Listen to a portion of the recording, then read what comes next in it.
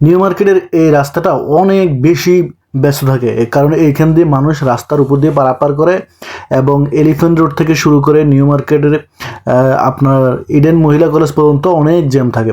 তো সেই জন্য মানুষ যেন রাস্তার উপর দিয়ে পারাপার না করে, সেই জন্য বাংলাদেশ সরকার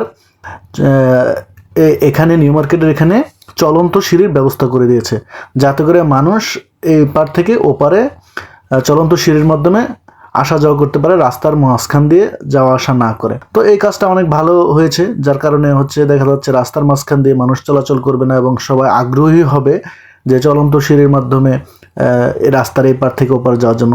কিন্তু তারপরেও কথা আছে, আমাদের দেশের মানুষ আসলে সবাই ভালো না, আমাদের দেশের মানুষজন আসলে খুবই খারাপ। তারপরেও আমি ওখান দিয়ে নিচে দিয়ে দেখলাম কিছু মানুষ এই উপরে চলন্ত সিঁড়ি ব্যবহার না করে ওই দেখেন রাস্তার মাঝখান দিয়ে এখনো কি পারাপার হচ্ছে।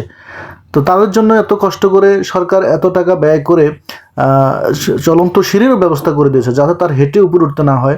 তারপরেও কিন্তু মানুষজন দেখি ওই রাস্তার মাঝখান দিয়ে দেখেন রাস্তার মাঝখান দিয়ে বাস থামিয়ে তারপরে চলাচল করে, রাস্তার মধ্যে বিঘ্নতা ঘটায়।